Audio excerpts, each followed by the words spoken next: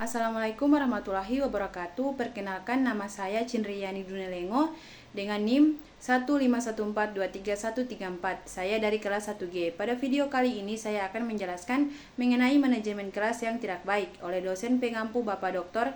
Rustam I. Husain SAG MPD. Penyebab manajemen kelas yang tidak baik. Ada beberapa faktor yang dapat menyebabkan manajemen kelas yang tidak baik.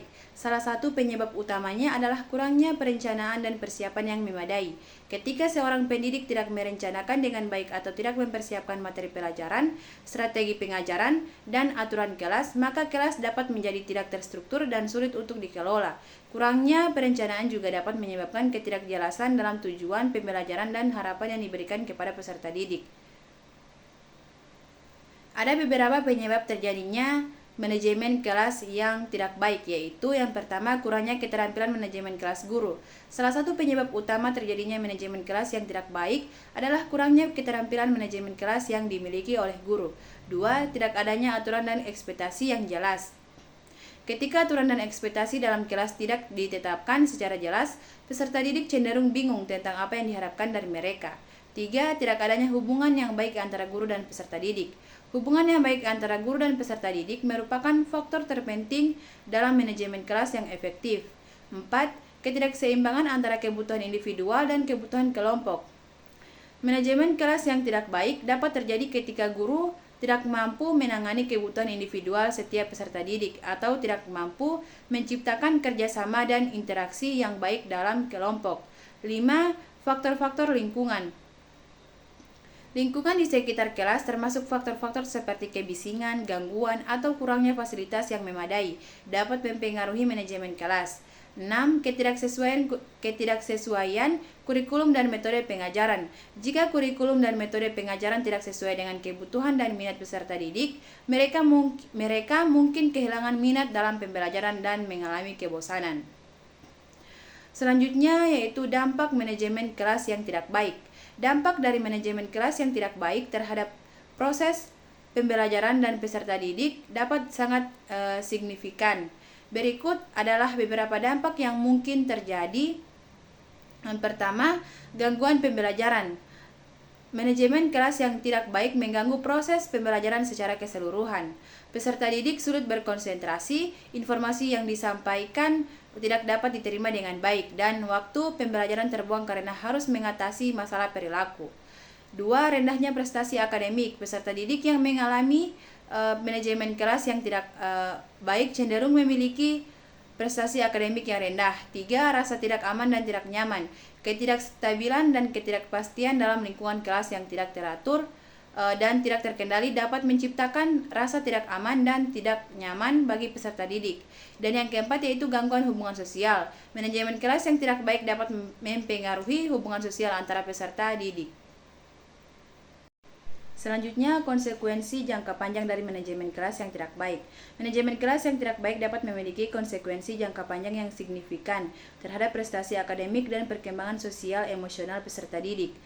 Dalam hal prestasi akademik, dampaknya bisa berupa rendahnya pencapaian dan hasil tes ketika kelas tidak teratur, tidak ada aturan yang jelas, atau gangguan yang berulang terjadi. Peserta didik dapat kehilangan fokus dan kesempatan untuk benar-benar memahami materi pelajaran. Hal ini dapat berdampak pada pemahaman yang dangkal, rendahnya keterampilan belajar, dan hasil yang kurang memuaskan. Selain itu, manajemen kelas yang buruk juga dapat merusak motivasi peserta didik. Dengan suasana yang tidak kondusif, peserta didik mungkin kehilangan minat dalam belajar dan merasa tidak termotivasi untuk berpartisipasi secara aktif. Rasa percaya diri mereka juga dapat terpengaruh karena mereka mungkin merasa tidak mampu mengatasi tuntutan akademik yang ada. Akibatnya mereka cenderung menghindari tantangan dan mencapai potensi mereka yang sebenarnya. Selanjutnya yaitu langkah-langkah untuk memperbaiki manajemen kelas. Untuk memperbaiki manajemen kelas yang tidak baik, berikut adalah beberapa langkah yang dapat diambil. Pertama, menganalisis dan mengevaluasi. Langkah awal adalah melakukan analisis menyeluruh terhadap manajemen kelas yang ada. Mengidentifikasi masalah dan kelemahan yang ada adalah langkah penting untuk memperbaikinya. Evaluasi meliputi observasi kelas, peninjauan aturan dan kebijakan yang ada, serta mendengarkan masukan dari peserta didik dan rekan kerja. Kemudian yang kedua yaitu merencanakan dengan baik.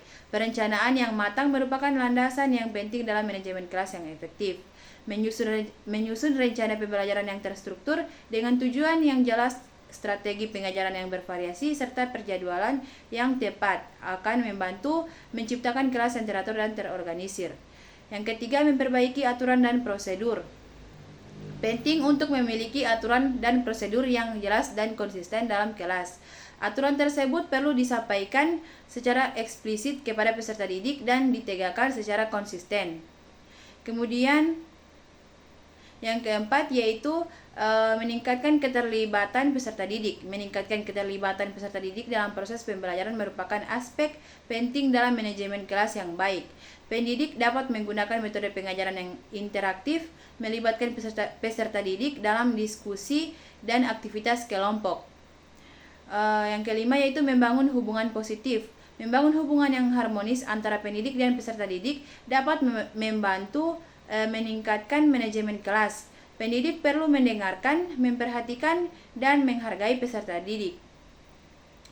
Dengan menciptakan iklim kelas yang aman, inklusif, dan saling menghormati, peserta didik akan merasa nyaman dan termotivasi dalam belajar. Yang keenam yaitu menggunakan strategi. Pengelolaan perilaku yang efektif. Pendidik perlu memiliki strategi pengelolaan perilaku yang efektif untuk mengatasi gangguan dan menjaga disiplin dalam kelas. Ini dapat mencakup pendekatan yang proaktif seperti penguatan positif, pengaturan lingkungan yang mendukung, dan pembinaan yang konstruktif. Kemudian yang ketujuh yaitu melibatkan orang tua. Melibatkan orang tua dalam manajemen kelas dapat menjadi sumber dukungan tambahan. Pendidik dapat menjalin komunikasi terbuka dengan orang tua untuk membahas kemajuan dan tantangan peserta didik secara meminta masukan dan dukungan mereka dalam menciptakan lingkungan belajar yang positif.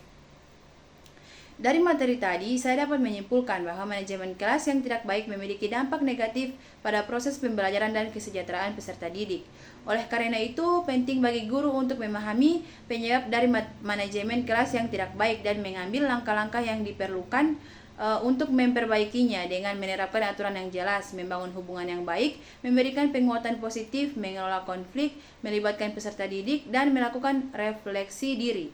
Manajemen kelas yang lebih baik dapat dicapai, menciptakan lingkungan belajar yang kondusif dan mendukung bagi semua peserta didik. Jadi, itulah video materi dari saya. Sekian dari saya. Wassalamualaikum warahmatullahi wabarakatuh.